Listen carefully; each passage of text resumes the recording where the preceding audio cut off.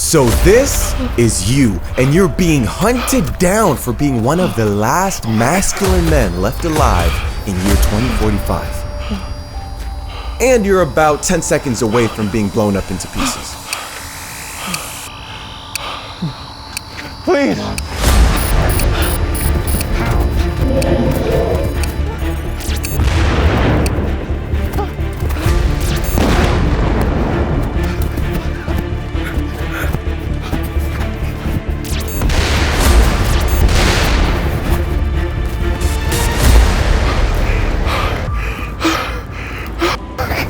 We're not gonna win this war.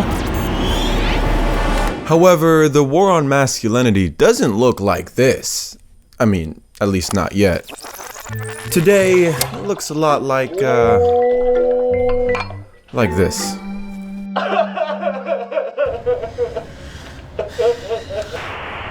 It's big, beastie boo boo sick.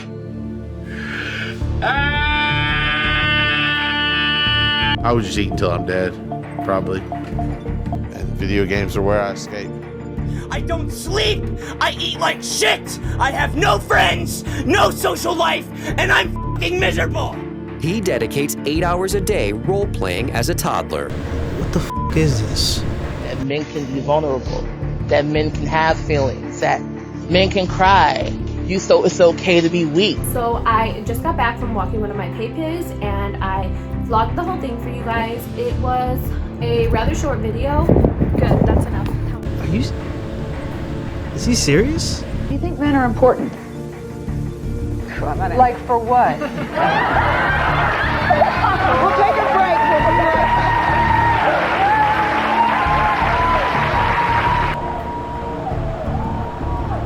This can't be real. She's here.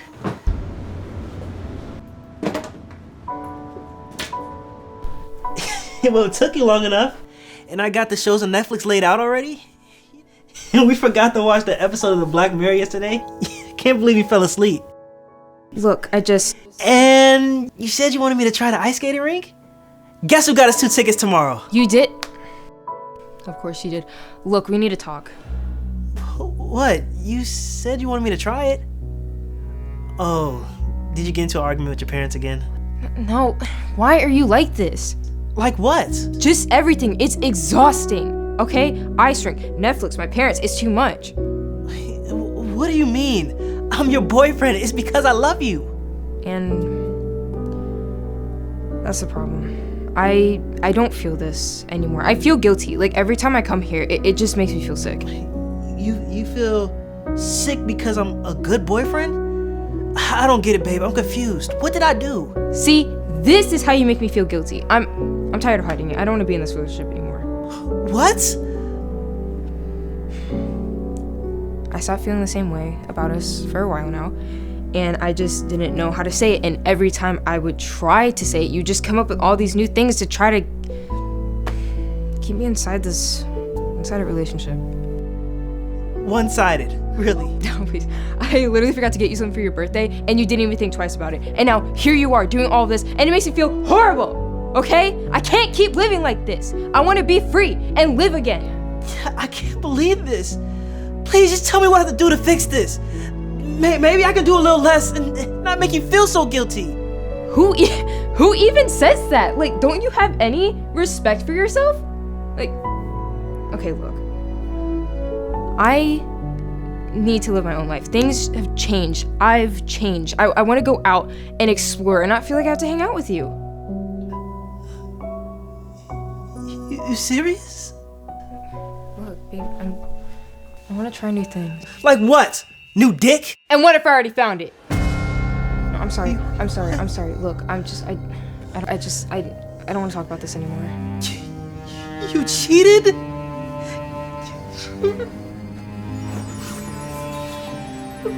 What did I do to deserve? What the fuck? Ouch, she out here cheating on you and you're still begging her? That's crazy. Who the fuck are you and where the fuck is my girlfriend? Oh, come on, bud. We both know she ain't your girlfriend no more. Just keeping it real. Yes, she is. She still loves me. Every couple goes through this. I can fix this. Yeah, classic first-time breakup cope. Look, we don't have much time, okay? We gotta get going. What do you mean, cope? And who the f are you? And where the f is my girlfriend? Name's Mr. Drift. And your girlfriend, at least if you want to keep calling her that, she's waiting for you after what we gotta do. Maybe I fainted. I hit my head. I'm in a coma, cause this shit can't be real. Oh, this is very real, buddy. But do me a favor, look in this camera and say cheese.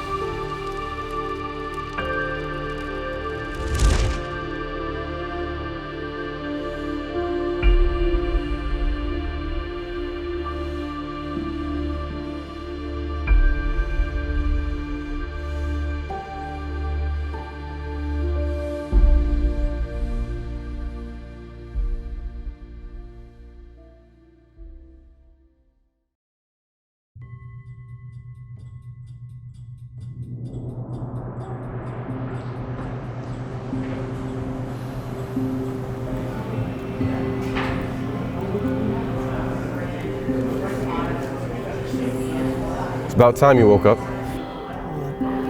Where am I? Nice little place we can talk, you know. No use staying in that room after what happened. How did we get here? A cool little camera trick I got. I hit record, then we change locations. And how is this happening? Listen up, if you want any chance of getting your girlfriend back, then you're gonna pay attention to what I'm about to show you. Cool? Okay. But you still didn't give a good explanation as to why. All right. There is a war going on, okay? A war that has been waging for years, a dark truth that has been brewing in society, and it's about time you found out. However, I can't force you, okay? So you're gonna have to make a decision between two SD cards. You choose the blue SD card, plug it into this laptop, you return to your used-to-be girlfriend, and forget any of this ever happened. Cool. No, but you choose the red SD card. I plug it into this laptop, and I can show you just how deep the rabbit hole goes.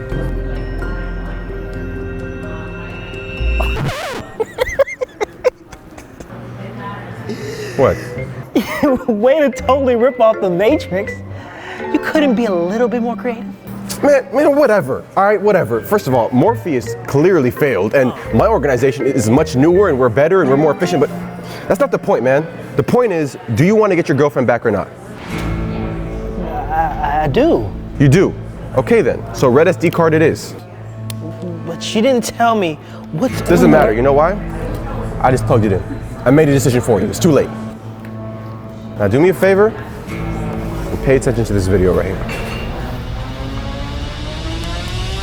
So you chose to find out the truth. See how deep the rabbit hole goes. Well, we're gonna find out if the truth was really what you wanted. Many can't stomach what I'm about to reveal, but to the few who do, rests a freedom you couldn't imagine. An understanding of the world that liberates you from the rampant disease and destruction around us. The war on masculinity isn't a physical war, but nor is it an intellectual or even cultural. It's a hormonal war.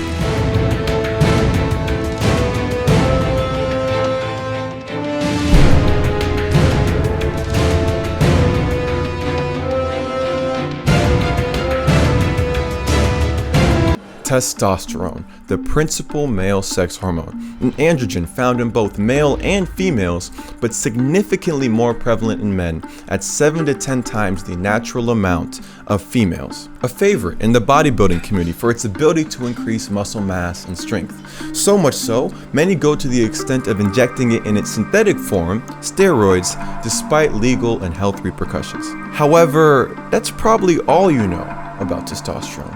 I mean, you were never taught about the intricacies of the endocrine system and the importance of hormonal health. All you know is testosterone equals muscle. But is this just a coincidence? What if I told you this was a widely inadequate portrayal of its true power? That there are entities that don't want these secrets revealed to the public? That if you knew the power of testosterone earlier on, it could have quite literally changed the trajectory of your life? Well, this is no what if. Here are a handful of scientifically proven benefits of testosterone outside of muscle building that they don't want you to know. 1. Testosterone makes you richer. According to a study called The Testosterone of Trading, 14 out of 17 day traders earned more money on the days they had elevated levels of testosterone in the morning. John Coates, day trader turned neuroscientist researcher, believes that high testosterone levels is the secret mechanism behind these gains. 2. Testosterone makes you more attractive. This study proves that men with higher testosterone have more masculine faces than those with lower levels. Researchers concluded that these findings support the underlying consensus of attractiveness research that females are attracted to masculine features in men because they're an evolutionary mating signal communicating good genetics via high testosterone. Number 3. Testosterone makes you happier. Contrary to popular belief, according to this study, higher testosterone does not make you this raging asshole. In fact, it does the opposite. This study testing the effects of testosterone replacement therapy on men with low testosterone shown that over 60 days, on average, positive mood parameters such as energy, well-being, and friendliness increased, while negative mood parameters such as anger, irritability, and nervousness decreased. 4. Testosterone makes you more successful. This study proves that a man's implicit power motivation is positively correlated with his baseline testosterone levels. To translate, it means the more testosterone you have, the more ambitious you are to climb the ladder of success. When grouping the findings of this study with the biological phenomenon called the winner effect, research indicates a positive feedback loop of winning leading to more testosterone and more testosterone leading to more winning. Therefore, it's safe to say higher testosterone literally makes you more successful. Number 5. Testosterone makes you a better person. To further prove the positive effects of testosterone on an individual's character, this study proved that when both men and women were injected with testosterone, they became more cooperative and altruistic in group situations. In addition, this study proved that testosterone administration on men before a self-reported game of dice, where the higher number they roll, the more money they make, the group of men who did receive testosterone lied significantly less than the placebo group on their self-reported scores. Okay, so let's get this straight. Higher testosterone is proven to make you richer, more attractive, happier, more successful, and a better person, yet all you knew about it was that it helps you make gains. Does that not inspire a little suspicion as to why you were never taught about this? I mean, I can speak for myself, but to hear this hormone was literally the limitless pill for life, right? Everything I ever wanted out of it, and I knew nothing of its true power, not from school, not from society, until I did my own research, was alarming. I felt played. But you watching this might not be as apprehensive to this discovery. You might be saying, so what, Mr. Drift? I'm sure there are many things going on with our health that if we knew would be better for us. And I'm saying, big deal. I mean, skepticism is good. That's good. But I believe it's pointed in the wrong direction. This is far from the end of the story. See, there are many population studies consistently showing that men's testosterone levels have been decreasing at alarming rates for decades, the most famous of which is a 2007 study titled A Population Level Decline in Serum Testosterone Levels in American Men, showing that since the 1980s, average testosterone levels in men have been decreasing by 1% every year. This means a 45-year-old man today has roughly 1/3 less testosterone than a 45-year-old man in 1980. In fact, today many clinical blood testing facilities are actively lowering their normal testosterone reference ranges just to keep up with this rapid drop. While the researchers couldn't specify the causation of this lowering, they did note that contrary to popular belief, this is not related to the aging of men at all. Rather, there are unidentified environmental and cultural factors at play. You see, I understand why the study left it at unidentified environmental and cultural factors at play, because to identify those factors would mean to speak truth to power. The lowering of testosterone is not simply some happenstance coincidence of nature. It was never natural that men today are the least masculine than they ever been in history. Take a look at high schools today versus 20 years ago, and the change is visceral. The men were clearly more masculine in their physicality and behavior. By today's standards, all these guys look like they're in their late 20s. But today, the boys that walk high schools are a long shot from this look and feel. They're depressed, unambitious, addicted, and confused. Confused on what it means to be a man. I mean, can you blame them? There is a clear agenda against masculinity, calling it toxic and encouraging that men should embrace their emotional, sensitive side, that it's all just a social construct. You know, because society has grown past traditional masculinity. We don't need it anymore, that all these masculinity gurus are only sexist, evil individuals. We need to kick them off our platforms, throw them away, don't listen to them. They're just crazy, hurt men, poisoning the youth.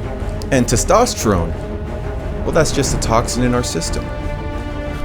No, literally. Avatar Hollywood director James Cameron verbatim said, "I always think of testosterone as a toxin that you have to slowly work out of your system," describing his younger self as a testosterone poisoned young man. Hopefully, the skepticism you had towards me is now turned against whoever is behind this drop in testosterone, the unidentified environmental and cultural factors at play, the underlying hormonal warfare no one is talking about. To kill any last doubts you still might have about what's really going on, let me reveal one last secret benefit to testosterone, one that clearly communicates both its radical importance and threat to power. Number 6. Testosterone makes you a hero. A recent 2020 study shown that high testosterone individuals are the catalyst to social change. See, researchers found that individuals with high basal testosterone were more likely to adopt minority positions despite the social risks, whereas individuals with low basal testosterone were more likely to adopt majority positions to attain the comfort of conformity. The idea is that testosterone gave them more immunity to social influences on their perspective. Now, you might be thinking high testosterone individuals are just contrarian by nature, but that's not the truth. The study also said they were well aware of the social risks associated with taking a minority position, but opt for them anyway, boldly rolling the dice. History is ridden with examples of heroic individuals who took minority positions, went against the status quo in order to enact social, financial, political, and scientific changes for the better. Today, we celebrate these heroes and praise them in our history books once we recognize the difference they made. But typically, while they were alive, most weren't as optimistic about their vision for the future. Many saw them as problematic and destructive to the frame of society, but none thought of them more maliciously than the powers that be. I imagine they're saying, every time these guys come in, they keep taking away the grip we have on society, threatening our money and power, just rearranging things. If only there was a way we could slowly program this toxic nature out of these individuals, you know, convince everyone that it's not good to be this way, to be all happy, confident, just, and well put together. Because we need to do that for you. If only there was a way we could strategically lower the single hormone responsible for this masculine behavior across society. Then we'd fix this issue of people trying to identify unidentified environmental and cultural factors at play.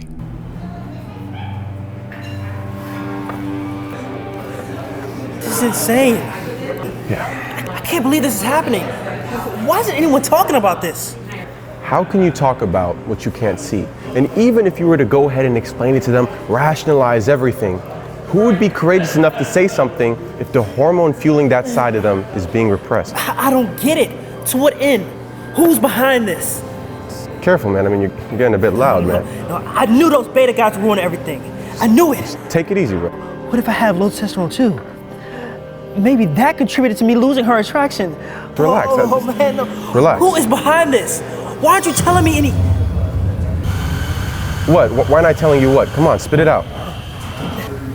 Why is that guy staring at me? Someone's staring at you.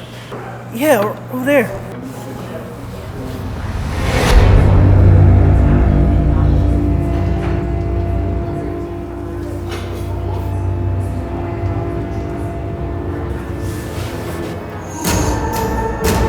Oh, I knew you were being too loud. Why is he coming over here? You got their attention. Just do me a favor, look at this camera real quick.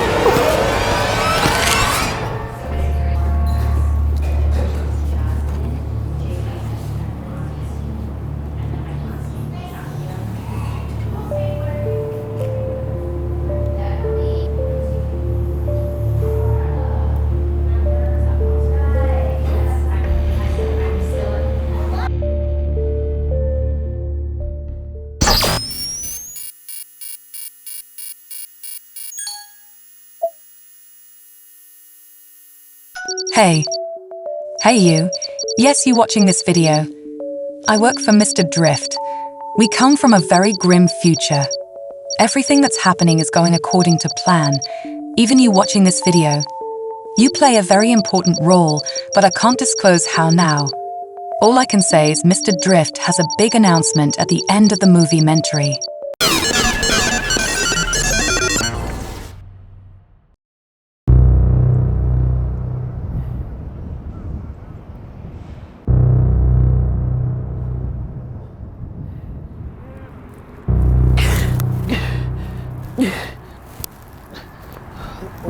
Where am I? Said you wanted to find out who was behind all this, right? Yeah. Well, come take a look at him. What are you talking about?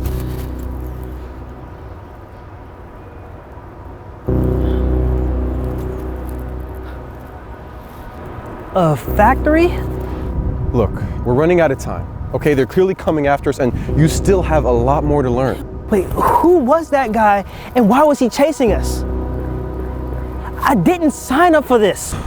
Look, I get it, man. Okay, but just bear with me, all right? You only have one more video to watch, okay? In short, we live in the Estro generation.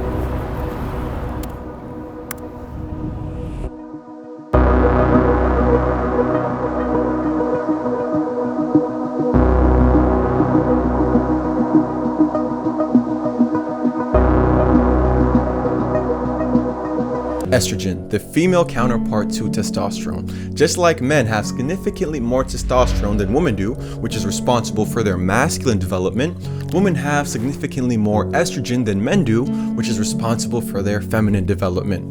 Therefore, testosterone and estrogen have an inverse relationship, where if one increases, the other decreases. Just like masculinity and femininity have an inverse relationship. Now, this is probably where the story ends for most people who are vaguely aware of estrogen. However, just like its masculine counterpart, there is a dark cloud surrounding it that society has yet to acknowledge. Estrogen is not the pro-health hormone that mass media is leading you to believe. In fact, it is at the source of much disease and destruction sweeping the Western world, and more specifically, the greatest weapon used against masculinity that no one is talking about. The term estrogeneration to describe the state of our current generation wasn't made up by myself. It's actually borrowed from Dr. Anthony J. in his book on the discovery of estrogenics, the mutated, artificial, evil twin of estrogen that is found in almost everything we eat, drink, touch, and breathe. See, estrogen, when naturally produced from the body and regulated in our endocrine system, isn't a bad thing at all. It's a stress hormone along with the likes of cortisol that aid us in handling acute stress and, for women specifically, to properly develop feminine characteristics. However, estrogenics are different. They aren't naturally produced from the body, but rather externally entered into our system and mimic the effects of estrogen. Now, we all know that steroids, externally inputted synthetic testosterone, create a whole list of issues, which is why we don't encourage steroid use. It's illegal. But estrogenics have seemed to magically flown under the radar, despite the fact we all have them in us right now. Oh yeah, yes, you watching this is under the influence of estrogenics. In fact, you have been for years. Might I say, your entire life?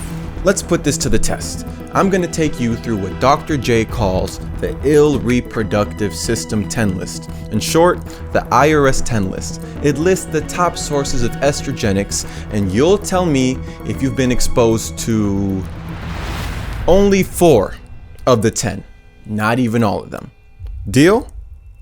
Okay. Number 1, phytoestrogens, the plant estrogenic, found in soy, flax, lavender, cannabis, and more. So I imagine you could argue, hey Mr. Drift, I don't really like soy and flax seeds, barely eat them, I take the time to check the thousands of ingredients in the processed food I buy. Plus, not a fan of the lavender scent, not my thing, and I made sure it's not in any of the self-care products I use every single day.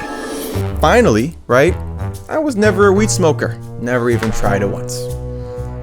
Okay, sure. 2, atrazine, the herbicide estrogenic, one of the most commonly used herbicides to control weed growth on crops such as corn, sorghum, and sugarcane. It saves farmers thousands of dollars and hours from having to manually remove weeds from their crops. Well, you could say, hey Mr. Drift, actually I've been eating organic my entire life, never touched processed food ever. In fact, I have my own organic farm and I myself go there and remove the weeds myself. Okay, let's roll with it. Number 3, BPA, BPS, phthalates, the plastic estrogenics, all ingredients used to make plastic. I don't have to explain how commonly used plastic is. It wraps all of our food, contains our drinks, and is in the construction of almost everything we use daily. Well, I imagine someone out there could say, Mr. Drift, I grew up in sub-Saharan Africa. I was never exposed to modern Western life, I never heard of this plastic and processed food you talk about. I only eat and drink what I can hunt and gather. Well, even you aren't safe. Here is final of the only 4 estrogenics on the IRS 10 list. 4, EE2, the birth control estrogenic, an oral contraceptive ingredient used in birth control. Now you might be thinking, Mr. Drift, I've never used birth control in my life. I'm at least definitely good on that front, right? Wrong. Not only is EE2 found in our water supply, but so is atrazine, BPA, phthalates, and much, much more estrogenics. Even the water that we bathe in and drink from is contaminated. No one is safe.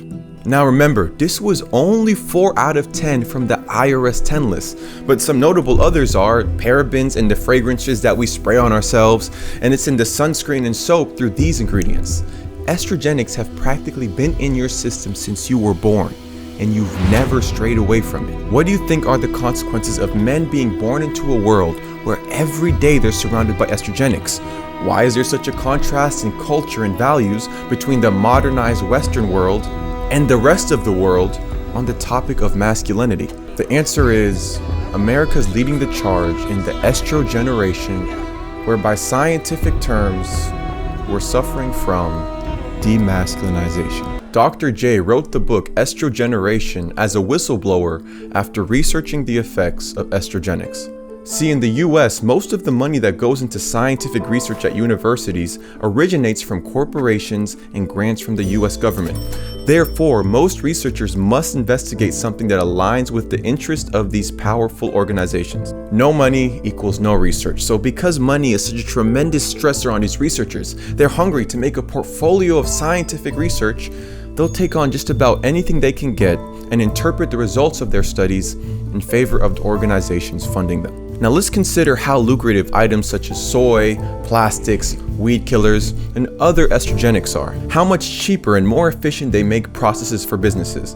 It'd be a huge inconvenience if a researcher they paid to investigate soy, for example, came back with results showing that soy intake increased risk of breast cancer, male hormonal and fertility problems, hypothyroidism, anti-nutrient content, harmful processing byproducts, and disrupt thyroid function. No.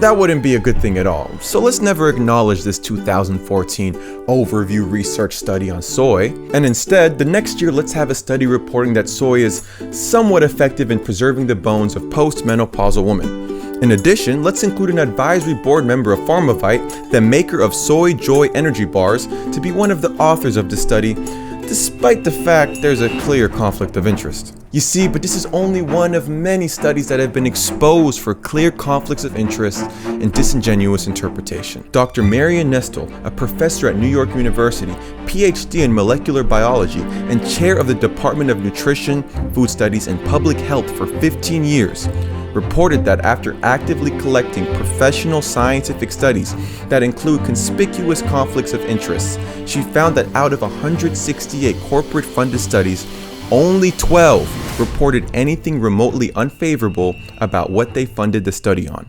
Dr. Marcia Angel, ex-editor-in-chief of the New York England Journal of Medicine, stepped away from her position due to the rampant corruption and manipulation of studies.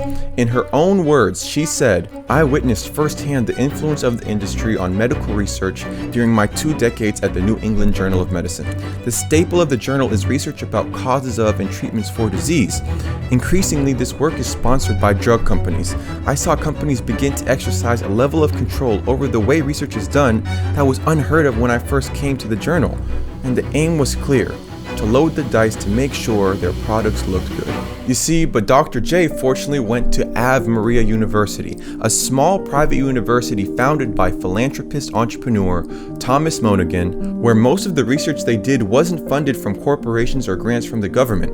Instead, they had private sources that allowed them the freedom and flexibility to research whatever they wanted for whatever reason. It was because of this that Dr. J was able to cut through the noise on estrogenics and birth the term estrogeneration. In Dr. J's research, he identified what he calls the 7 deadly things as 7 deadly consequences of estrogenics. It's a very grim list to look at. However, for the sake of this video, we will focus on hormonal disruption, despite the others are equally, if not more concerning. With the rise of estrogenics came very many hormonal consequences for both genders, where females are going through puberty earlier than ever before, and male puberty is being delayed and minimized more than ever before.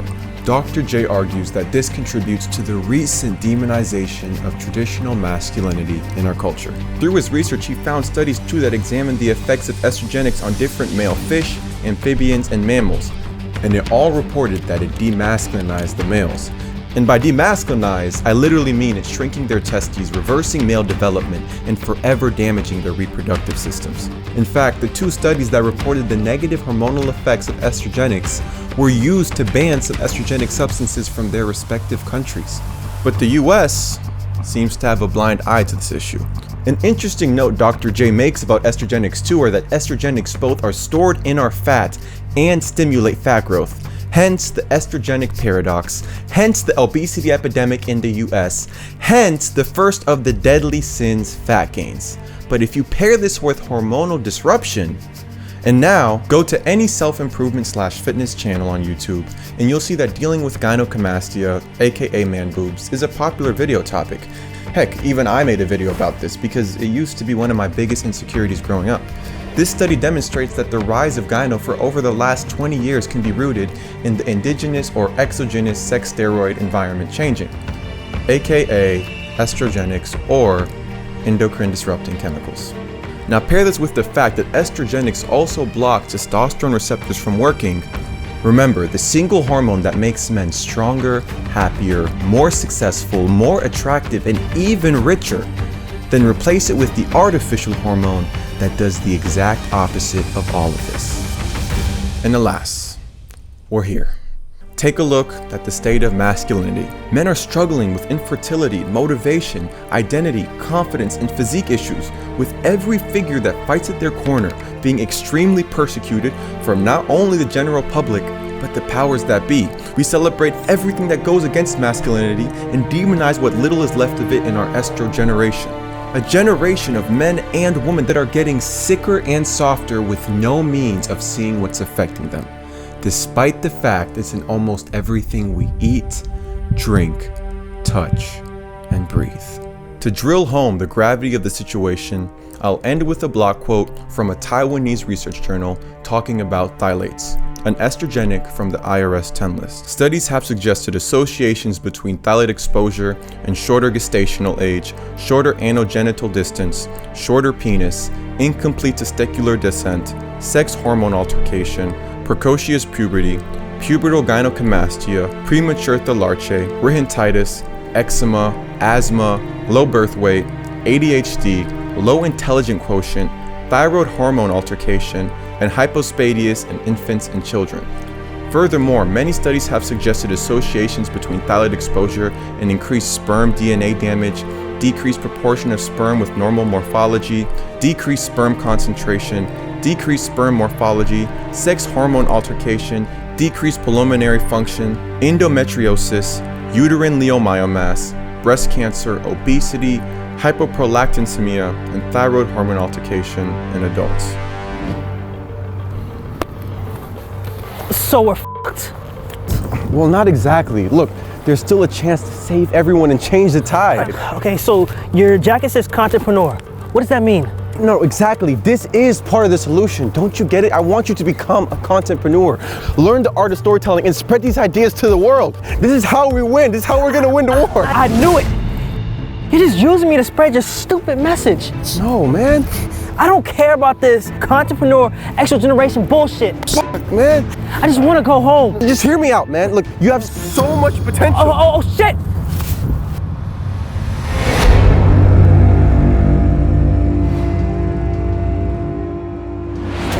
I just want to go home. Just hear me out, man. Look, you have so much potential. Oh, shit. Oh, fuck, he's coming. I knew it. I knew it. We're running out of time. Take me back to my girl, please. Just do me a favor, okay? Just look in the camera, okay? It'll help us transport.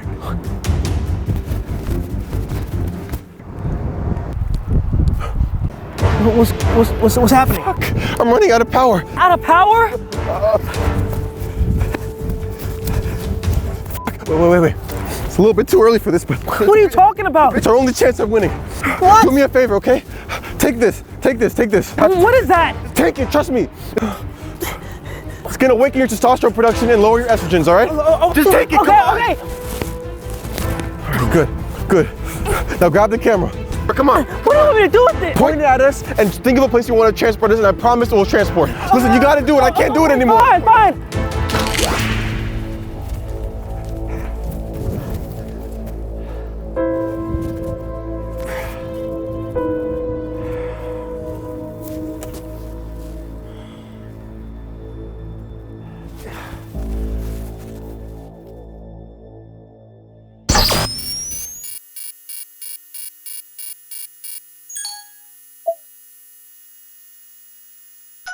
It looks like you're starting to understand. That's good.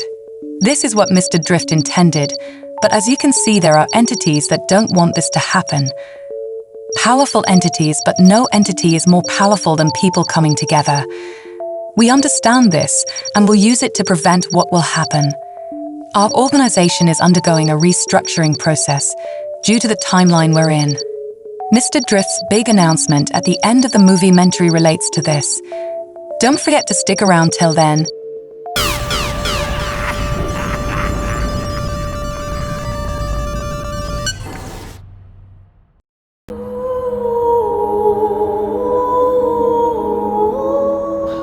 What's going on? What did I do? Why is this happening to me? I just wish I could get her back. To lose her.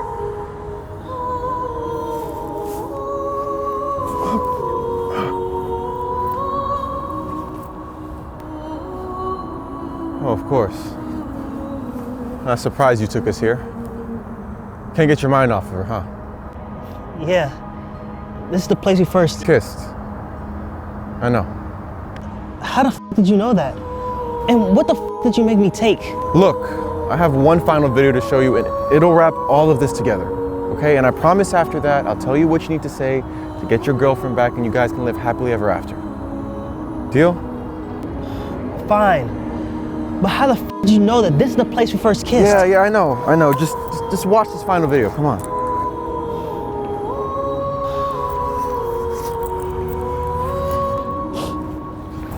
I'll wrap all of this together.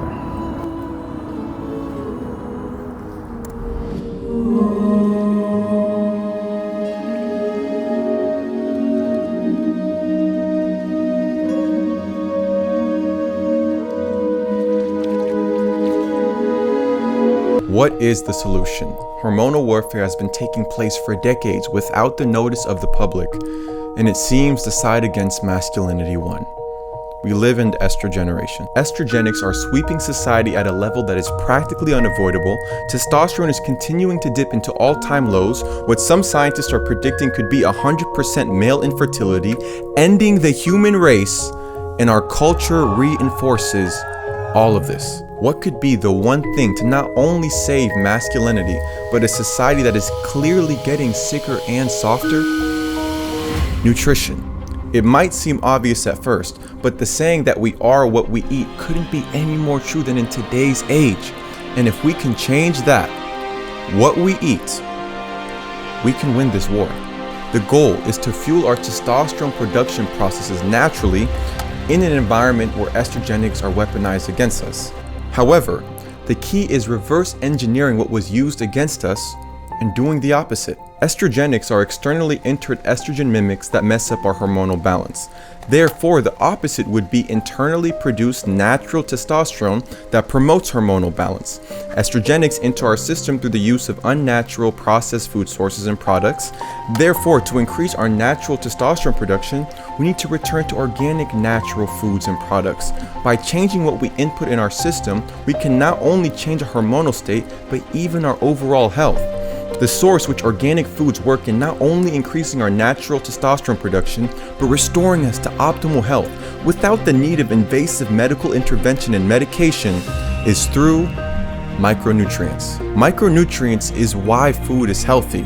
It's the vitamin and mineral content in them that we need only in trace amounts that provide a natural homeostasis in our bodies and remove almost all modern illnesses. Despite the fact that we only need them in trace amounts, hence micronutrients, half of the entire population of the world is deficient in most nutrients since they're 6 months old. In fact, many of us start being deficient even before our birth, via the deficiencies of our mother when we were in the womb. The gravity of population-wide micronutrient deficiencies is not to be underestimated, as you can point almost any illness and irregularity in our health to a micronutrient deficiency that went unchecked for a long enough period of time. In fact, this study shows malnutrition is a major contributor to the global burden of health, shown as a major cause of death and disability in children. To be more specific, this study shows that an iodine deficiency, for example, a mineral micronutrient, if deficient in the early pregnancy of the mother, is the greatest cause of preventable mental retardation in the child. Despite that, there are 38 million children born every year who are at risk of lifelong brain damage associated with iodine deficiency. Imagine how many of these mothers wish they could have just ate more micronutrient-dense organic foods, but had no awareness of it. Now let's put this on a greater scale. For the many different illnesses and how they can be attributed to a certain combination of deficiencies that cause them. To point this to the war on masculinity, low testosterone can 100% be attributed to certain micronutrient deficiencies that went unchecked for a long enough period of time. It just so happens the population tend to be more deficient in the same micronutrients that promote testosterone production. This is the look behind the curtain of modern medical practice that the industry doesn't want you to know, that most illnesses are preventable and sometimes treatable through simply changing what you eat. Eating what God blessed us with, food from the soil, organic, untampered with, no processing for the means of making more money, no unnecessary ingredients we don't know what the effect is on our health, only consuming what we were meant to eat as humans since our creation. So you might be astonished at how little you knew about micronutrients contributing to our health, but this too is no coincidence at all. Modern medical school education doesn't focus on the importance of micronutrients because such a mass awakening on the topic could mess up too many industries that have a vested interest in us eating foods that make us sicker than getting medical treatments that never truly fix us. It works hand in hand. Oh, don't believe me? Oh, this is just conspiratory, right? Okay, sit right there. This study shows that only 26 out of the 127 accredited US medical schools required a dedicated nutrition course throughout the entire curriculum. that asked them specific questions about how much nutrition information they got as undergraduates, as medical students, in postgraduate training, and even currently in various continuing medical education venues. And the answer was almost none. We've called our people's attention to this before in the HAM. My mentor, Dr. James Dolan, and I have also talked about it and written about it. It's abysmal that people who are practicing daily medicine, where bad nutrition is a critical factor in people's degenerative disease development, know nothing about nutrition. When California tried to introduce a bill that required physicians and surgeons to get an educational course on the nutritional and lifestyle behavior for prevention and treatment of chronic disease, many medical establishments adamantly denied such a course should be mandated. Thank you, Mr. Chair and members. Teresa Stark with the California Medical Association. We are in opposition today. We would like to thank the author and his staff and his proponents for talking with us extensively about this bill. CMA consistently, we have policy that we oppose any CME mandates on physicians. So this is just one more additional, and it's not minor, it's 7 hours. That's a lot. Even if it's over 1 4-year period, 7 hours is a lot for one subject. Leaves you to wonder why they'd fight so hard on a single nutritional course. The truth is, we are victims of nutritional castration. Just like the olden days when the powers that be forcibly removed the testes of their underlings to create obedient slaves loyal to their master, infertile and not in competition to create offspring, incapable of producing testosterone, as seen in Islamic, European, and African societies. We are now experiencing this via being malnourished and surrounded by estrogenics that are effectively accomplishing the same goal as castration, except without the need of physical intervention. It's as genius as it is wickedly evil. However, it is not impossible to combat nutritional castration and the dip of testosterone in exchange for the rise of estrogenics. We can all certainly still fight this, which is why I've transitioned to Contentpreneur headquarters. See, whether the demasculinization of man really is social conditioning to create a lifeless, soulless slave class, or only coincidental accidents of the processed food and medical institutions, regardless, my planned finales with a solution I'm offering, my contribution to the war on masculinity. The goal is simple: restore hormonal balance to a generation of men that are getting sicker and softer in a practical and accessible manner through an 8-pillar reset protocol. Micronutrients are the foundation, but only the beginning. With each pillar, I will use scientific evidence to back my claims, while also demonstrating what it looks like applied into a day in the life, so that it's very clear why and how you're going to use my protocol to win the war on masculinity. So, without further ado, an ode to the entire self-improvement space itself. Here is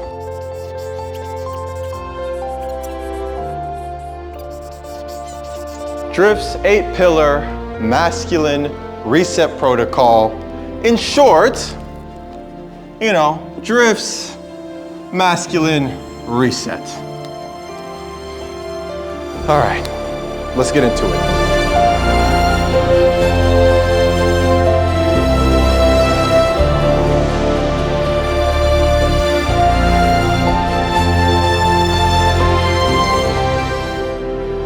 The making of any good day actually starts the night before, and this is exactly where we'll be starting as well, with number 1, good sleep. Everyone knows that sleep is essential to our well-being and for recharging our batteries, but what they might not know is the majority of the daily testosterone release in men occurs during sleep. So naturally, it would make sense that the effects of sleep loss on testosterone can be immediately apparent. In fact, after just 1 week of sleeping 5 hours per night drops testosterone levels by 10 to 15%. To make that number more palatable, it means it reduces your testosterone as if you aged 10 to 15 years. The author of the study says very clearly that as research progresses, low sleep duration and poor sleep quality are increasingly recognized as endocrine disruptors. Endocrine disruptors as in hormonal disruption, you know, one of the 7 deadly things that estrogenics cause. So, What does a high testosterone boosting sleep schedule look like? Well, it's certainly not returning to bed after a night of partying out with a bunch of girls at the club getting drunk, as some like to paint the masculine life to be. Actually, it looks a lot like this. It's only 8 p.m. and I'm already in bed. I know when it comes to maximizing masculinity, your first thought isn't sleep hygiene, but listen guys, the science is clear. To get good sleep every night, you gotta fall asleep and wake up the same time every day, lining it up with when the sun comes down and the sun comes up, regulating your circadian rhythm, things I'm sure you guys are already aware of. But following that, there is a method called 10-3-2-1, which helps you remember that 10 hours before bed, you cut caffeine, 3 hours before bed, no more food or alcohol, 2 hours before bed, no more work, and 1 hour before bed, no more screen time. Right before you go to bed, create a dark, cool temperatured, quiet room you can easily rest in, allowing yourself to de-escalate from a long day. So maybe it's time you cut those crazy nights out trying to chase punani, get everything on Instagram while you're intoxicating yourself, and instead grab a good book and settle into bed early, because according to the science, that's what real men do. Lame! Lame! If you believe that I need extra sleep after a night out, you are lame. I'll go to bed at 6 a.m. and I'll wake up at 6:01 and start doing push-ups. Reading books is a very cheap way to, I guess, entertain. I wouldn't call it entertainment. That's what I do. That's how I do it. I don't need to sleep for weeks if I don't want to sleep. I can't just sit there, oh, and the pirate on the boat. Like, it's for people with slow brains. Well, I guess reading books and sleeping isn't manly? Oh, fuck this. All right, y'all, I'm going to sleep. See y'all tomorrow, man. Fuck this shit.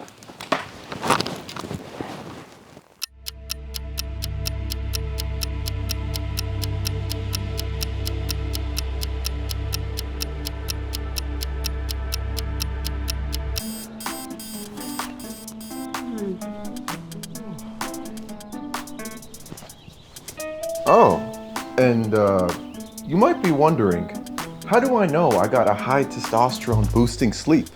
Well, I can assure you, you don't have to pay for some advanced Apple Watch or sleep technology ring.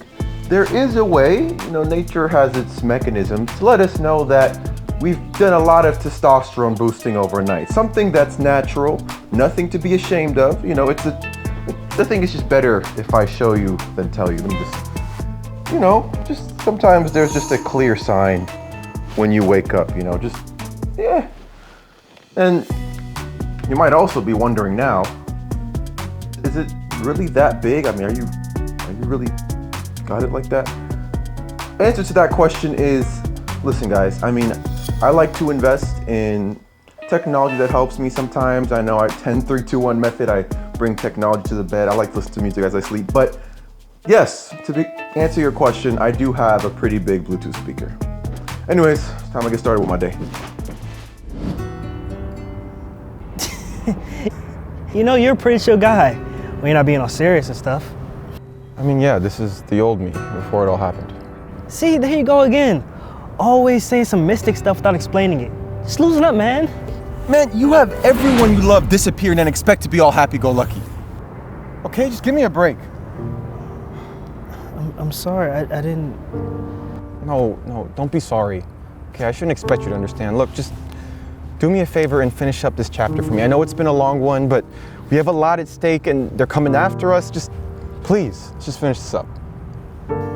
Okay, sure. Thank you. So it's bright and early in the morning, and while most people are rushing just to make it on time to work or school, you've waken up a little earlier because you don't want to miss one of the best testosterone boosting activities. And what is that? Sun exposure. Andrew Huberman, popular Stanford neuroscientist content creator, in his Huberman Lab podcast number 68, cited a 2021 study that explored the effects of UVB exposure, sunlight exposure, on hormones. Over a month, the men who got 20 to 30 minutes of sun exposure 2 to 3 times a week had notably higher levels of testosterone. In fact, Dr. Huberman suggests to maximize on as much skin exposure as possible. This 2 to 3 exposures per week minimum of 20 to 30 minutes of sunlight exposure onto as much of your body as you can reasonably expose it to. And when I say reasonably, I mean, of course, you have to obey cultural constraints, decency constraints, and of course, you have to also obey the fact that sunlight can burn your skin. This link between sun exposure and testosterone can be further inferred by a study suggesting that vitamin D supplementation on young men increases testosterone levels. And we all know that we get vitamin D from the sun, so putting it all together, why don't we match sun exposure, vitamin D, with your own D? You know, putting D and D together, right? Because testosterone is made in your balls, might as well just show it to the sun. Plus, you already got morning wood, so you can capitalize on it, show it off to the world. Just kidding, actually. A lot of people actually do believe that sunning your balls is the key to increasing testosterone. However, it is a claim that is highly contested with not enough evidence supporting it. So I recommend soaking in the sun for at least 20 minutes a day with your balls in your pants, but you know, as much skin exposure as possible. That can mean walking around your neighborhood, which is what I'm doing. You know, I got some shorts on, stuff like that, a nice white beater. The only caveat here is if you're someone that's sensitive to the sun, you know, scared about getting skin cancer, liable to that type of stuff, then to maybe lower that frequency, some people say take sunscreen. I don't know, there's conspiracies about whether you should actually do that or not. However, what you might be thinking is, yeah, but do I have to wake up early in the morning to do this? Why can't I do that 20 minutes later in the day?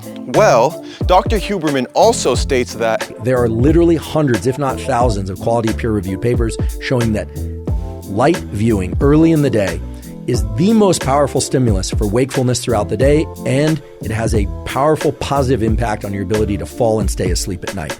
So might as well knock out 2 pillars at once. Mr. Drift doing the heavy thinking for you. All you gotta do is just keep watching.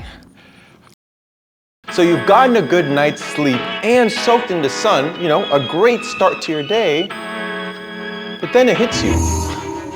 Estrogenics are everywhere. What's the point of doing all this if we can't fight it? We're doomed to become nutritionally castrated beta males. Everywhere you look, everything you touch, breathe, is estrogenics. This is our reality now. Not true. Dr. J didn't write estrogeneration without giving us a way forward to combating estrogenics.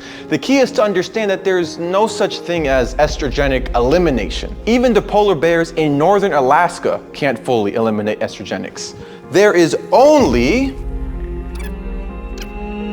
estrogenic avoidance, which might not satisfy the quick fix crowd, but it doesn't mean that avoidance isn't effective over time. Estrogenics creep onto us over many decades without showing its severe effects till way later on in life, before we can even really do anything about it. So as long as we make an effort to avoid it now and moving forward, we can prevent our fate of being victim to one or more of the 7 deadly things, being a cash cow for the medical institutions, and halting the demasculinization that's happening to us as men along the way. Dr. J maps out 3 avoidance plans, gold, silver, and bronze, to showcase varying levels of intensity we can take this to. Now, because most of us aren't Olympic level athletes or part of military special forces, don't try to go for the gold plan, because trust me, that's very hard to pull off for the everyday person. Instead, I'll showcase what following the silver plan looks like, but mind you, even that list is a lot to manage. The key is to having an 80-20 mentality towards it, meaning as long as you're 80% good, then you're doing great, like better than 99% of the population. All right, so boys, I have finished getting ready for my day, feel a lot more fresh, a lot more fly, and I'm going to demonstrate how to adhere to the silver estrogenic avoidance plan by making my breakfast with you guys and trying to minimize as much estrogenic exposure as possible. I'm telling you guys, this shit is not easy. Like, it's gonna be rough. You're gonna see in that cooking montage I'm about to have, so let's get into it. So the goal is to make a standard eggs and bacon breakfast while adhering to the silver plan, and we're off to a good start with organic pasture-raised eggs from Vital Farms with the organic label on it, stored in cardboard, not in plastic. Crack 1, crack 2, you know what I'm saying, crack 3. Already things are looking good until the salt, which is unfortunately stored in plastic, but Celtic salt, Himalayan salt, really good, high in minerals. You want to use that. Mix it up, Drift's cooking type shit. Leave him alone. Let him cook type shit, like, you know, eating the competition. And to the very few ladies that watch my channel, I dedicate this to you. I love you. Then we're going to organic virgin coconut oil with the official organic label, stored in glass. And then I'm chewing on plastic. Okay, so don't chew on the plastic. All right, so just take a spoonful of that, put it on the pan. By the way, guys, as this melts, never use seed oils or vegetable oils. Don't have enough time to get into this now, but I might as well just bless you guys with that knowledge. Spread it out. Hence, I'm gonna pour the eggs. I'm sure you guys know how this goes. I definitely put way too much oil. Like half of that is oil and half of that is eggs. Could have saved some calories there. But regardless, you scramble the eggs, you know, mix up the eggs. After you scramble the eggs, then you gotta choose what plate are you gonna put it on. You're gonna put it on the glass plate, not a plastic or paper. Just put it on glass, that's better. Let's put that on right there. And now half the equation is already done. Look at that, we're moving at a good pace. The next thing we gotta get is the bacon. Remember, it's eggs and bacon. So here comes the bacon. It is organic, which is good. We like that.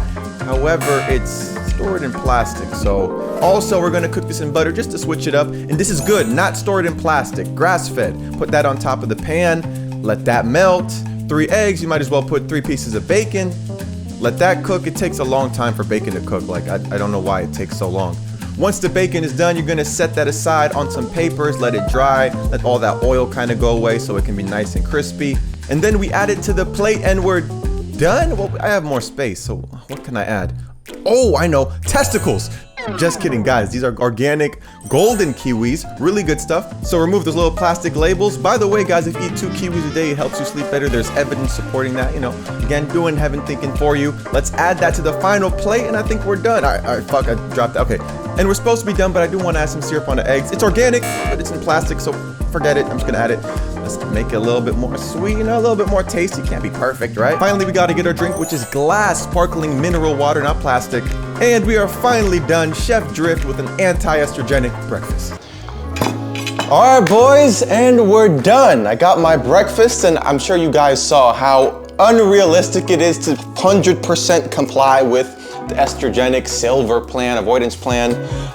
But, you know, I'm sure someone in the comments is like, Drift touched the fridge, that was plastic. Drift could have done this to avoid more plastic. Guys, you can really lose your mind about this. I think the point is, make the extra effort every day, have an 80-20 approach to it. And, you know, slowly over time, it will be worth it for your health. So I got the eggs, turkey bacon, the kiwi, the glass mineral water, but let's be honest, guys, who eats eggs with just turkey bacon? There's something missing here. I know part of the silver plan says to avoid grains, and, you know, I didn't really show this on camera, but I really got pancakes right here, guys. I can't eat this without pancakes. It doesn't even make sense. And plus, I want to demonstrate how, you know, we have a balanced approach to this. So, appreciate you guys seeing that pillar 2, you know what I'm saying? Or 3, actually, estrogenic avoidance plan. So yeah, bon appetit. You're broke! You're fucking poor! No, pancake lover. You're depressed because you're fat and you can't get a girlfriend. Ugh, do you understand? Or not, just don't want to be a fucking pancake loving pussy. I guess, you know, Tate's trying to be correction, right? So let's just stick to the plan, stick to the program. All right, this time, guys, bon appetit. You're broke! I think that breakfast is the worst thing that's ever happened to humanity. It's terrible. You're gonna wake up and just eat a bunch of food. You haven't had to do any work. You haven't had to hunt for that food, kill that food. You haven't made any money. You've done nothing of conquest. Nothing conquest orientated since you've woken up, and you're just gonna sit there and stuff your face. Fine, Mr. Tate. All right, Mr. fucking Top G. Let me just go fucking impregnate like 100 women and conquer 3 countries, right? Because that's what we gotta do to fucking be a man. I can't even enjoy my fucking breakfast. Next pillar. Now, following an estrogenic avoidance plan is amazing. However, it shouldn't be so pervasive that it causes you stress. Pillar 4, lower stress. See, from handling all of our various commitments in life, from our family, friends, job, fitness, and then on top of that, an estrogenic avoidance plan, it's very easy to get caught up into stressful thought loops. And this is unfortunately a testosterone, aka masculinity killer. So I mentioned cortisol briefly before, but in short, testosterone is the masculinity hormone and cortisol is the stress hormone. So as you can expect, much like estrogen, testosterone and cortisol have an inverse relationship. This study explained that when your body is faced with chronic and ongoing stress, it overproduces cortisol to compensate, and elevated levels of cortisol and prolonged and unnaturally high levels diminish testosterone. So in order to truly have a masculine reset, then it is essential that you find a way to lower the many stresses of life. Let me just place this here. All right, looks like a sound plan. Operation War on Masculinity. All right. Oh, so in the midst of your workday, which for me, since I'm a contentpreneur, means grinding out on my desk, but the equivalent to being at a job or a school for 8 hours, even I, with doing what I love and what I'm passionate about, am absolutely no stranger to stress, but I believe there is a very powerful way to combat that. A method that is highly evidenced to lower cortisol, much like what's happening as this camera focuses on me. Your day just kind of brightens up over time, right? As you focus on me, as you start to learn to focus on your breath, yes, mindfulness meditation. This study showcased that when medical students, a very stressful bunch who unfortunately, as we know, aren't learning the most effective things, were given only a 4-day meditation program, significantly lowered their cortisol levels in the blood, signaling they effectively lowered stress.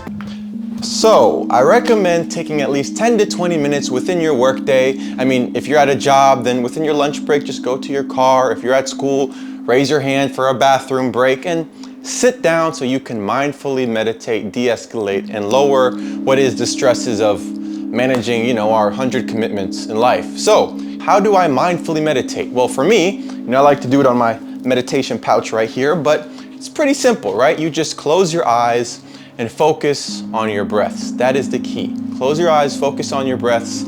Every inhale, you count 1, exhales, 2, inhale, 3, and you go all the way up until you hit 10, and then repeat. Start from 1 again. Just making sure that you focus on your breath as the air travels in your nose, out your nose, just only your nose. Don't try to force it, keep it natural. And what's going to happen, which I'm telling you is going to happen hundreds of times, is that you're going to get thought patterns. Things are going to come up in your brain. And the way that you kind of actually make this whole thing work is every time a thought comes, just the second you recognize, just be like, oh, go back to your breaths and keep focusing on it and keep repeating. Do that for around 10 to 20 minutes a day, no matter what's happening, whatever adversity, circumstance calling for your attention, just try to fight it and go back to your breaths. So I'm gonna demonstrate a little bit. So, you guys might want to partake in this a little. Let's just get into it. So 3, 2, 1. Pancake lover. Pancake lover. No, pancake lover. You're depressed because you're fat and you can't get a girlfriend. Do you understand? Pancake lover. All right, fine. Yes, I still ate the pancakes. Okay, is that what you wanted, Mr. Tate? I ate it. Okay? I'm still masculine. All right, meditating is masculine, right? I mean, this is fucking war on fucking masculinity. I'm talking about meditation. So you'll be surprised how refreshed you'll feel after a good 10 to 20 minute meditation session in the middle of your day, assuming you don't get caught up into negative thought loops, which, as long as you're returning to your breath, doesn't matter. It's not like you're gonna get frustrated or anything.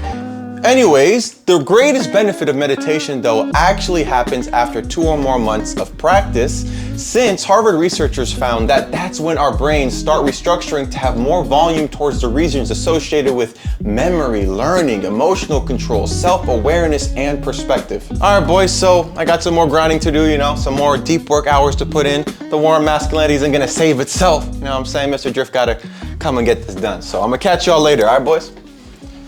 All right. Are you serious, Drift? You're here trying to fight the war on masculinity? You're eating pancakes? You're a pancake-loving pussy. Dude, you don't have a Bugatti? You don't have millions of dollars and a plethora of women? Who's gonna take you serious? Now that you've finished your workday, starts the real work. I know some of you are wondering, man, when does the real masculine shit start, man? You talking about all this sunbathing, scientific meditation, yada yada. You know what I'm saying? When can I just start chopping wood like a real man? Now we have more sophisticated ways of exerting masculine energy, and I'm sure some of you guys already do it. Lifting weights, but more broadly, this pillar is called strategic training. Now, I'm sure this isn't a surprise to anyone, but a 2006 study found that men who did strength/resistance training 3 days a week for 4 weeks saw increased testosterone levels after their work and over time. Makes sense, right? Have the classic push-pull legs routine 3 days a week with a mix of, compound movements and isolation lifts, right? Progressive overload. You guys know the deal. However, let's make your lifting sessions more strategic, things that you can do to even make this a more masculinity-filled testosterone experience. Let's go. All right, boys, so I just finished my lifting session after a long day of work, and I know what some of you might be thinking, Mr. Drift, why didn't you show off the lifting session? First of all, you guys already know how to lift, I gotta tell you. Second of all, I'm not exactly in the shape and strength I used to be, but just to, preserve my masculine respect, show that I actually know what I'm talking about, here's a body transformation real quick.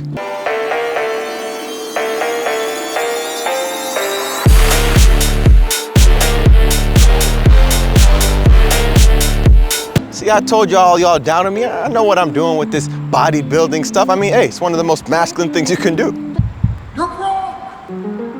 Bodybuilders are losers. The reason bodybuilders are losers is because they don't want to be bodybuilders. Every bodybuilder I've ever met wants to be a fighter. All bodybuilders are complete cowards. But yeah, that's my basic point on bodybuilders. They're all cowards. And that's the reality. Andrew Tate said so. Lifting weights? Even lifting weights? How the fuck does he even look like that if he doesn't? All right, guys, let's just keep going. So there are 2 hacks that you can do after your lifting session to really optimize your hormonal health. The first is called HIIT, which stands for high intensity interval training. It's a form of cardio that you can look at as the opposite of long jogs or marathons, low intensity interval training. But what does HIIT mean? It means high intensity, maximum energy rounds of cardio with short breaths in between, and that's exactly what makes it the right type of cardio to do.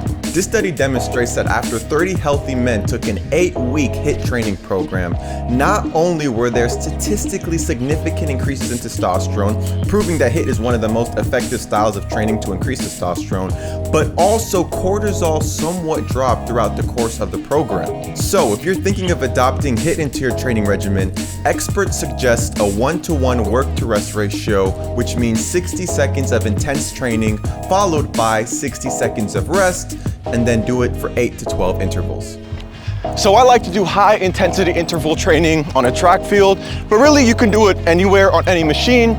For me, that looks like sprinting for 1 minute and then a light jog for another minute, making it a 1-to-1 ratio. After that, just repeat it 8 times to make it 8 intervals, and then you're doing HIIT training. So I'm at the end of my rest interval, so I gotta go sprint now. Oh. Why am I pretending? I just put the camera here. I definitely didn't run all the way from the track field to here. But guys, after you finish your HIIT routine, the high intensity interval training, what do? What is the second hack? Remember, there's 2. You go to the sauna. Dr. J in his book explains that a very quick way to remove estrogenics that have been living in your fat cells for years is using the sauna, right? So if an estrogenic avoidance plan is preventing future exposure, then going to the sauna is removing previous exposure. While there is no evidence suggesting that the sauna increases testosterone, we do know that if it removes estrogenics, then not only does it enable testosterone production, but that's just good for our overall health. So it makes sense to go to the sauna after a good lifting session, after a good HIIT session, and he recommends starting out with 10 minutes a day and slowly working your way up. I would take you guys with me as I go into the sauna, but I don't know, I don't want you guys to see some naked old man, and it's gonna make it harder for me to record, and you guys don't wanna see that, right? So I'm gonna go in there, but this does wrap up the strategic training pillar. Guys, lift, HIIT, sauna. Do that at least 3 times a week. and you are strategically training to combat estrogenics and increase your testosterone. Let's go.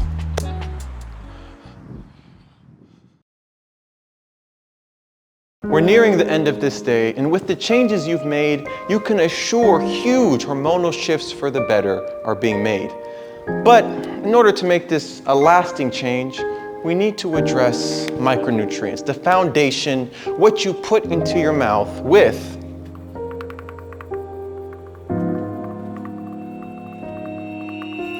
a micronutrient-dense diet. Certain micronutrients are even needed to produce testosterone in the body, which namely some that come to mind are magnesium, zinc, boron, all of which have studies proving its effectiveness at increasing testosterone. However, as you found out, medical students aren't exactly learning the importance of micronutrients, right? And then we have the processed food industry that literally bombard us with a plethora of just estrogenic, stuffed fast food that is void of nutrients. It would be very easy after a long day of work, working out, waking up early, to make that quick turn to McDonald's. However, because you know the truth, you have different plans. The grocery store is where boys become men, and today I'm gonna teach you guys here at Giant how a real man shops. Fillet of fish. We all know fillet of fishes are the best sandwiches that McDonald's sell. Everybody knows that. So if I scrape the sauce and the fish and the cheese from this one and transplant it into this one, I have double the flavor. Double the flavor. Double the flavor. So I have to skip McDonald's, but they can eat junk food and just be ripped?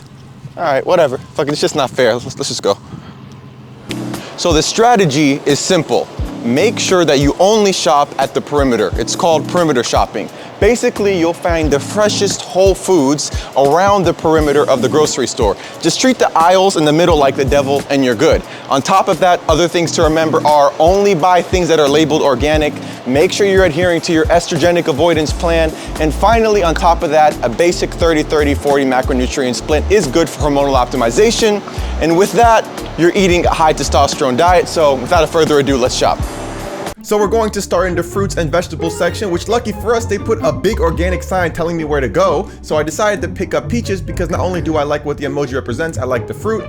So now I'm moving and then we're just showing my own peaches like that, but just caked up, yo. Hey, yo. Yo, this is crazy. Hey, yo, anyways, let's keep it moving. Let's keep it moving. Moving on to the dairies and eggs section. I knew what I was going to get here. I already had eggs, but there's another high testosterone boosting food, and that is 100% grass-fed organic Greek yogurt. Although it's stored in plastic, do not be fooled. It's high in probiotics and gut-friendly enzymes, especially if it has lactobacillus reuteri that's been shown to increase testosterone. Good source of protein. Now we need our carbs, which is organic orange juice, although it's stored in plastic, guys, vitamin C. Moving on to the meat section, I always get a classic pound of grass-fed organic ground beef. While this isn't as lean as I'd like it to be, ground beef is known to increase testosterone and be micronutrient dense. Next is the bakery bread section. Just skip it. Trust me, it's just filled with cupcakes and croissants and cookies. You don't need that. Just leave it alone. By the way, if you guys are liking Drift's masculine reset protocol, then tag me on Instagram, showcase you guys following these pillars. And following that, we are in the frozen section, which I didn't need anything, but you can find,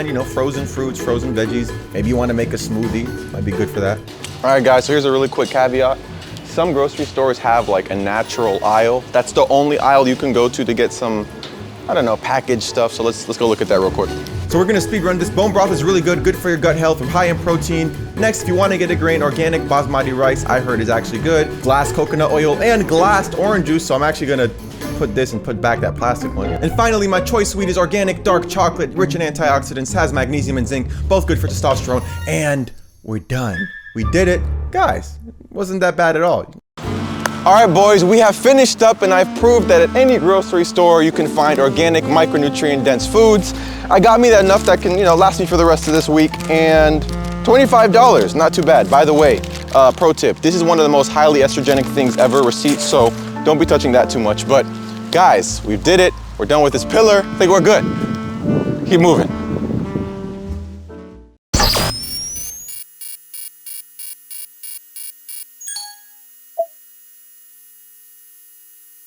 At last you understand Mr. Drift's plan to winning the war. Drift's 8-pillar masculine reset protocol. This is what it means to be a contentpreneur. The question lies if you too are meant for this path, a path for the ambitious. We are recruiting those of you in this timeline who are ready to take on your own message. It starts with the big announcement Mr. Drift has at the end of the Moviementary. Don't forget to watch it.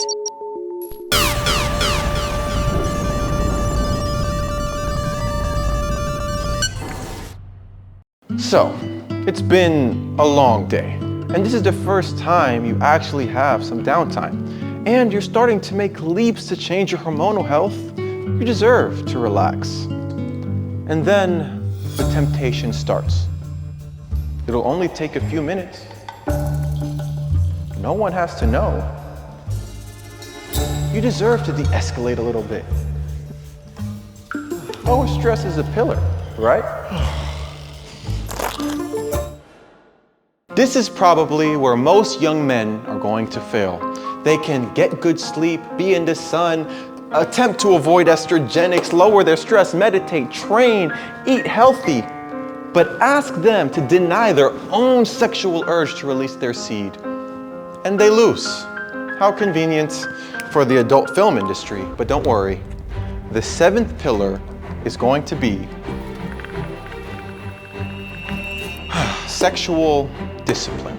So this might be surprising for some of you, but the entire no-fap world was born from a single study that demonstrated on the 7th day of restraining from masturbation does testosterone levels spike 145%. Even one of the most popular topics in the entire self-improvement space is tied to testosterone. Psych like shit, boy. What we're not about to do is let our evolutionary purpose down this toilet. I can't believe some of you guys are still doing this shit. I mean, listen, I get it, it's not easy to just stop beating your meat when you've been getting that rush of dopamine the same time every day, but let me just reason with you a little bit, guys. This is the part of the story where you need some willpower, some grit. And if you don't have it, don't worry, because I'm about to give it to you. Beating your meat to corn. You know what corn is, right? It's cuckery. You're a cuck. This is not even something up for negotiation. Imagine you're beating your meat to someone else, another guy smashing something that you would want to. Stop. Just stop.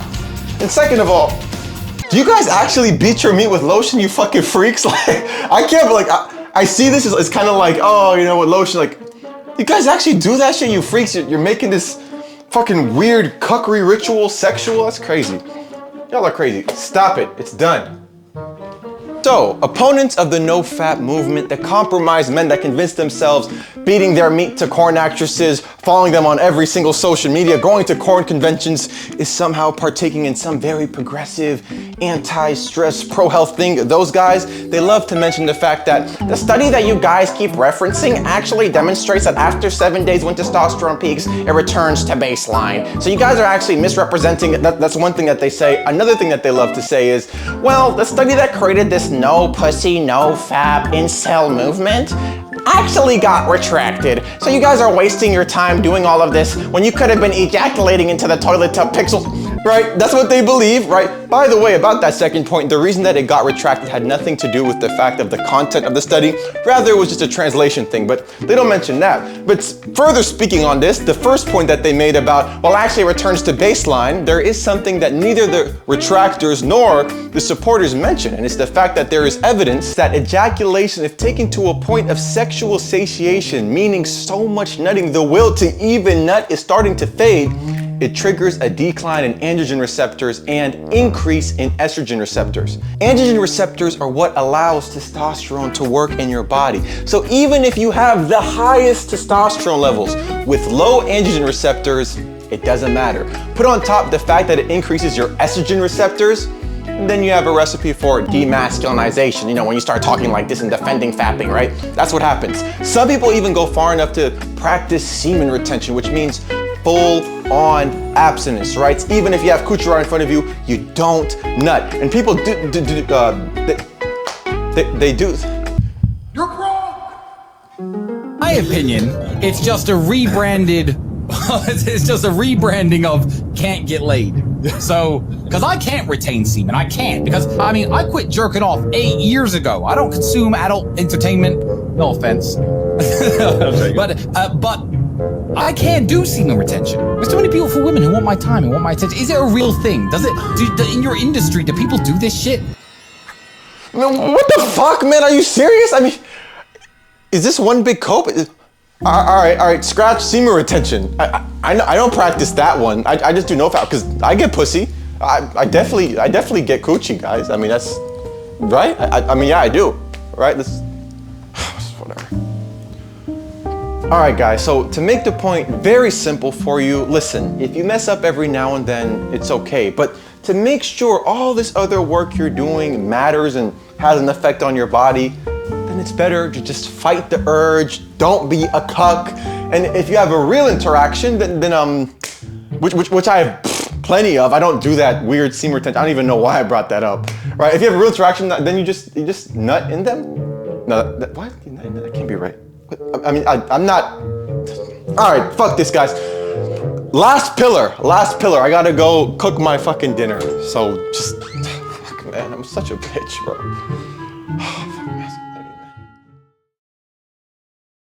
Now, why don't you look at that? You've made it to the final pillar. And while it is the last of the 8 pillars, it is certainly not the least. In fact, some call this pillar the first thing that you should do if you want to correct your hormonal health, specifically increase testosterone and lower estrogenics. And what is this pillar? Well, it's one of the most characteristic things of the entire self-improvement space. A pillar that's special to me. Number 8,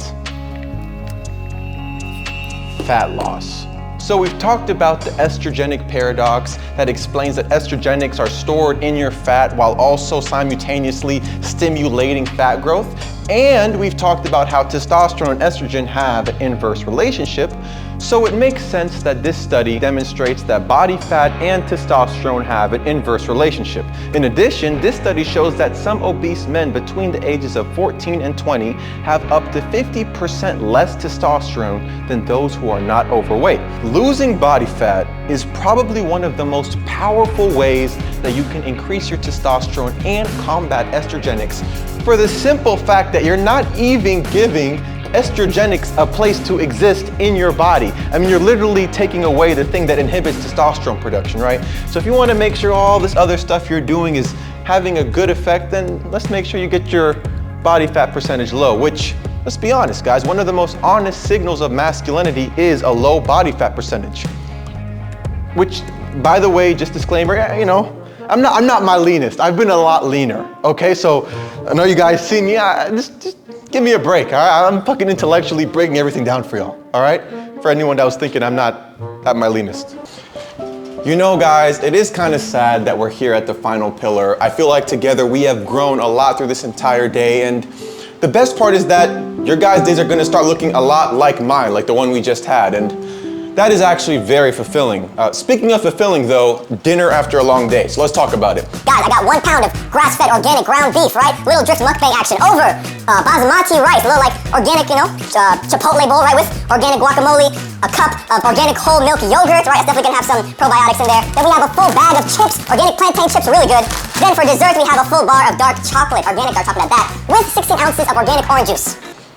I think you guys are starting to get the problem here. While it is all good to eat micronutrients, organic, dense foods, the key to fat loss, the final pillar, is just that you don't eat too much of it. And this, by all means, is too much. In fact, this might be my fucking whole day of caloric intake right here. So I'm gonna have to put a lot of this back. Let's go.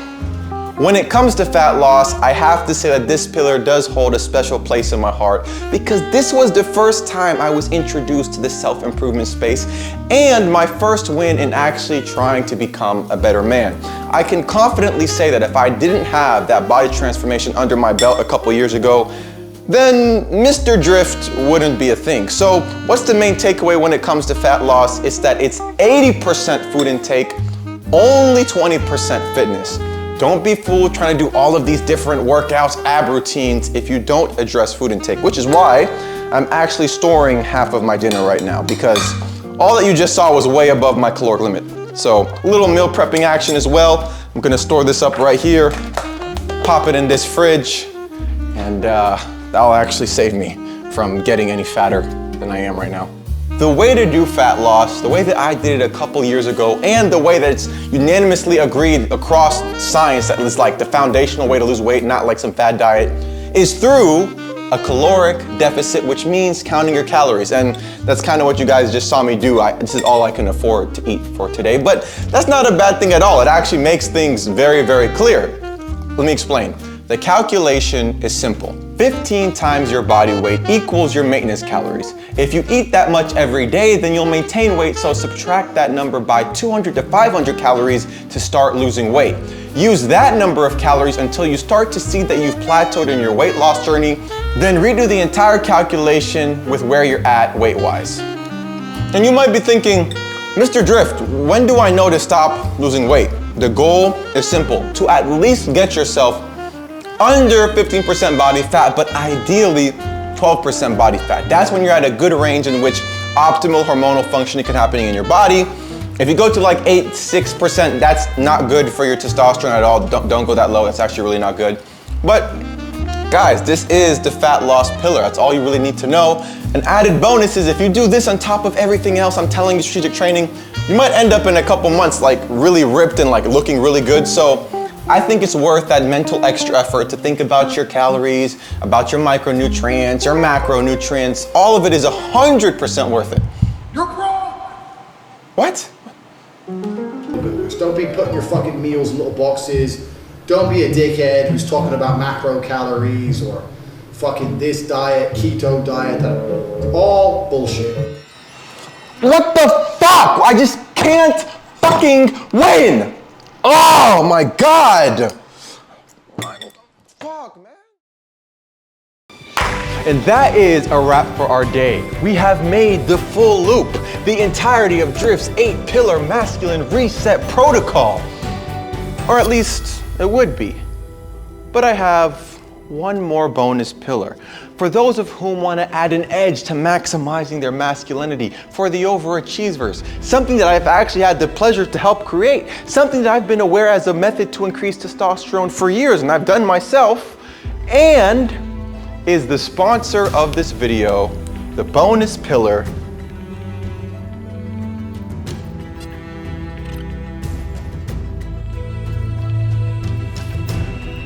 strategic supplementation from Top Shelf Grind. Supplementation is one of the very few innovations of our generation that, to my estimate, isn't exactly fucking us over. Because, let's be honest, it's very hard to get every single micronutrient from our diet. Therefore, I've paired up with Top Shelf Grind for those of whom who are interested in entering this world to provide a natural testosterone boosting supplement. When I first approached Top Shelf Grind to add supplementation, not only did they choose to sponsor me, but I was actually able to meet CEO Robert Oliver in person and help craft the supplement that would be aimed at optimizing male hormonal health. It's called Kingmaker, and it literally has almost every single micronutrient and natural herb that has been shown to increase testosterone. I'm talking KSM-66 ashwagandha, zinc, magnesium, boron, vitamin D, and much more. Man, I hope my audience thinks I'm masculine, man. Oh, man, I'm not a Bugatti or nothing, but whoa, what the? Oh, right, bonus pillar. It just so happens the best time to take a supplement is after a meal, and considering I just finished mine, let's go take Kingmaker now. Supplementation is something that I've been taking for years. I used to talk about it on my old TikTok account about testosterone, micronutrients, and strategic supplementation. So if you're someone who's considering taking Kingmaker, then please go to the top comment or description of this video where you can find a link to get more. I'm actually gonna take it right now. It's 5 capsules, so it is a lot, but I just ate a big meal, so might as well put it down the drain. Right here, oh. Topo Chico, glass of water. Gas spilled on me, not good. By the way, Rob has a Discord where you can join other young men who are trying to lower estrogenics, increase their testosterone. So there's a link down there if you want to join that as well. Word on the street is that he's going to be giving a Rolex to the person with the best body transformation, so consider that as well if you are willing to compete. I want to stress though that this is still a bonus pillar, meaning it's a supplement to all the other pillars and things you can do to have a masculine reset, right? And by the way, this is a premium supplement, meaning it's premiumly priced. So if you're someone that's been following all of this, someone who's interested in venturing the world of supplements responsibly, then I am going to recommend Kingmaker as your bonus pillar strategic supplementation. And finally, we have reached the end of our day, which is exactly where we started. This is Drift's 8-pillar masculine reset protocol. So guys, if I want to practice what I preach, I'm gonna have to let you guys go and keep reading. So tomorrow, you know, I get that big morning wood, right? So appreciate you guys watching. Hope this resets your hormonal health and gets you in a good place. See you guys sooner than later. Little fat kid who I kind of somehow now like. Wait. He's all right. He's fine. I'm good? I'm good. Yeah, of course I'm good. What am I thinking? By the way, for those of you who saw the original version of this Moviementary, this is the solution I should have offered. Thank you guys for sticking with me. Alas, we have reached the end, for real this time, of Drift's 8-pillar masculine reset protocol, my contribution to the war on masculinity, and an ode to the self-improvement space that has changed my life for the better. I want to make it a point though to say that although I'm sure all these people have helped you in your journey as a man in self-improving, it's important to remember no one person should you blindly idolize, and that it's the culmination of everyone's contribution that helps us win this war. Even the person I'm sure a lot of you personally look up to, being he's championed masculinity more than anyone in recent times, hence me actually looking up to hear his take and seeing how it conflicts with the research I did, isn't someone you have to blindly follow every single thing he says, especially in his case when the context a lot of the time is for comedic value.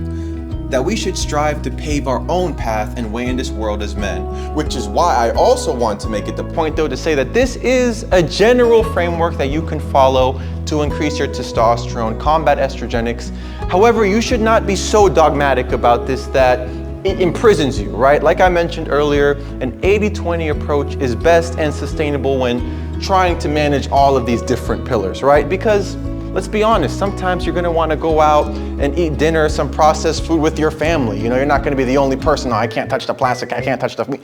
That's not realistic, right? Sometimes you're gonna skip a workout because you wanna hang with friends, and that's totally okay. So now lies the last element to my master plan, my solution to winning the war on masculinity, and that is you. Yes, you watching this. What are you going to do? Because we're running out of time. You are the last variable to us winning the war. Operation War on Masculinity starts with you. You change the timeline. Take the red SD card.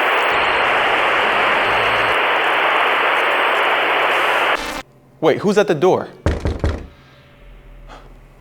Did you approve him? How did someone find our headquarters? No. They found us. They found. Listen.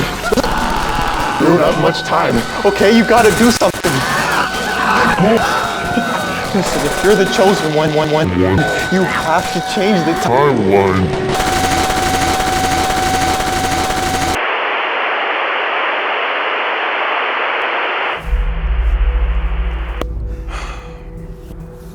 That was when the real war started. Can't believe I'm the only one that made it out. Wait, what do you mean real war? And are the people that's in that video the same people that's after us? No, exactly. This is why I'm talking to you. And let me show you this real quick. This is what I made you take earlier, Kingmaker. You're not only going to be the greatest contentpreneur to ever exist, but you're going to be the one that's going to spread the 8-pillar masculine reset protocol to the world. Don't you get it? If you can take this on for us. Man, what do you expect from me? Contentpreneur? Masculine reset protocol? Kingmaker? I'm not the person to do all this and change the world. Listen, masculinity more than anything is about being able to stand up to what's right when it's wildly unpopular, to be a catalyst to social change, to have courage when everyone else is cowards. Okay, we need this protocol to be spread with the content creation and storytelling skills I know that are inside you. The protocol is essential to us winning the war. Don't you get it? You're the chosen one, man. Man, shut up! I'm tired of this bullshit. Thanks for telling me all this, and I'll let my family know, but it ends here. You never cared about my relationship. I'm not whatever you think I am, and I don't want to be. You never even asked me what my name was.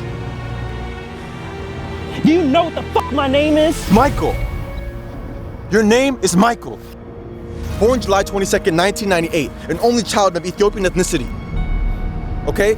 You were a bright young kid, smart, but you were also nice, too nice, and kids preyed on you for that. Okay, you were bullied, but that's okay because you grew and you overcame these things. You were no stranger to self-improvement. It's one of the best qualities about you, and I get it, man. It all amounted to what you have today, this relationship that you're in. Your first love. But I'm sorry to break this to you, buddy, but you're the only one still in love. She's moved on, she's gone. She told you she cheated on you. And you're out here begging me, how can I get her back? It's embarrassing, you should be ashamed of yourself. What happened to you, man? Listen, if you want, you can continue to beg her, and out of pity, she'll stay with you. But it's a relationship that's damned for even worse consequences. Trust me, I know. All I want for you is just to stand up for yourself, to be a man, so you can blossom to who you're supposed to be. I know you far better than you can imagine, Michael. But the real question is, do you know who I am? I'll let you call me Mr. Drift. But what's my first name? I don't know! I'm running out of time, Michael. You have to make a decision. If you decide to beg her, she'll stay and you'll save your relationship. You'll get what you want. You'll never become a contentpreneur, though. The Masculine Reset Protocol will never be spread, and we'll lose the war on masculinity. Don't you get it? I came back in time to talk to you. They were killing all of us off, one by one. Everybody who spoke out.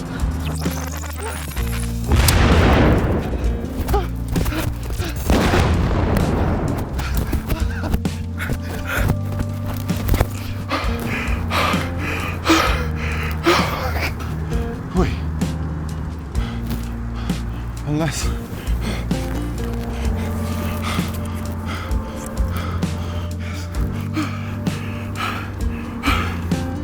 There's only one thing I can do. I should have never made that decision. I have to reverse this from happening. And all I did was muster up the strength I had to come back here to talk to you, to change the timeline. To change the course of how things played out for me.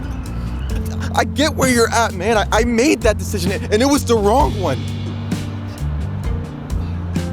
Just let her go. That's what she wants to do. She wants to go. Just let her go. That's what she wants. Blossom to who you're supposed to be. Wait. Please. Wait. Are you saying that you're me? What the? What the? All you had to do was be quiet, Michael. You never knew when to quit, did you? Mr. Drift! Just go! Just run! What's going on? No! Just take me back! Take me home!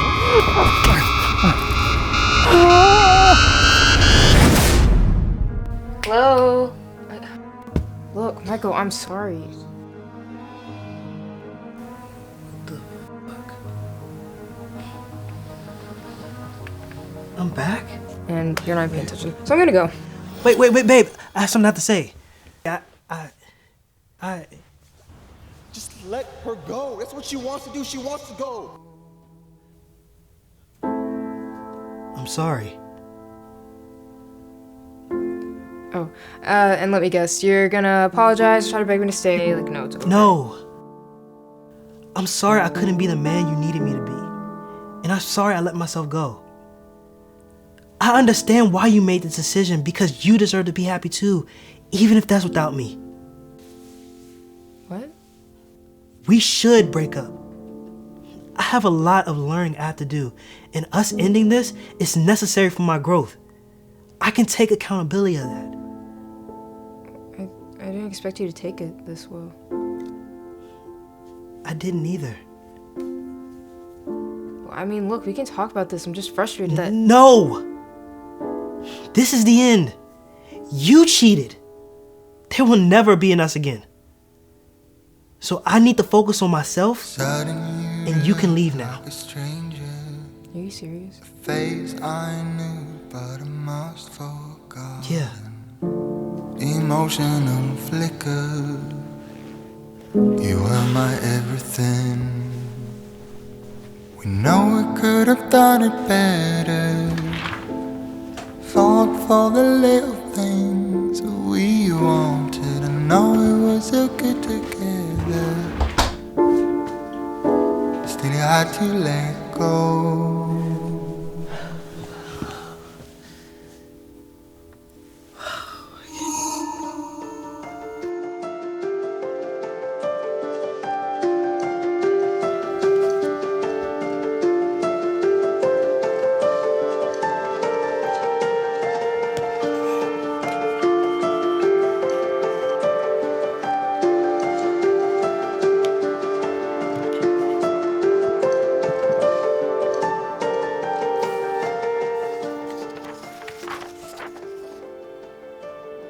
Dear Michael, thank you for making the right decision.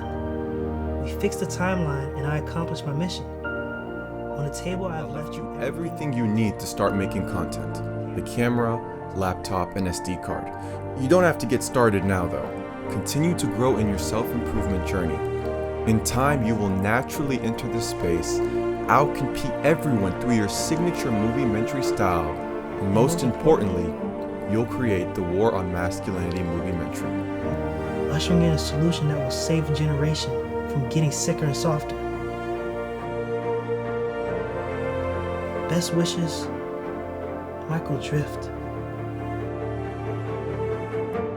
A version of you who didn't make the right decision.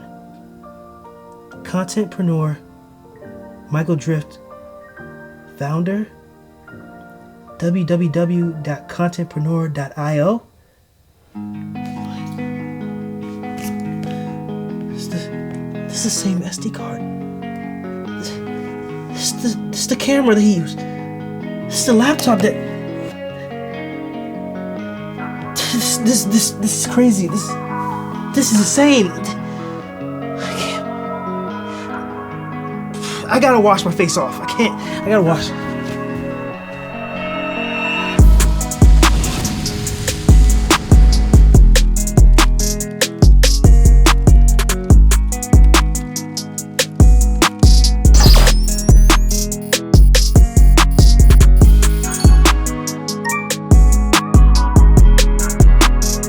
Operation War on Masculinity succeeded.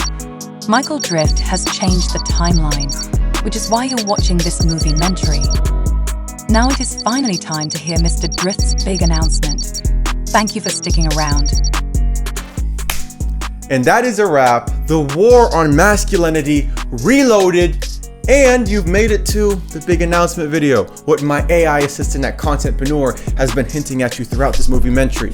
Now, before I get into revealing what the big announcement is, some of you guys know this is the second time that I've released this moviementary because the initial version had some critiques to the film, things that I decided to take down and address through adding 50 minutes of brand new content in that final chapter to make this a 2-hour-long moviementary. So, a little history on that for the people that saw the original version.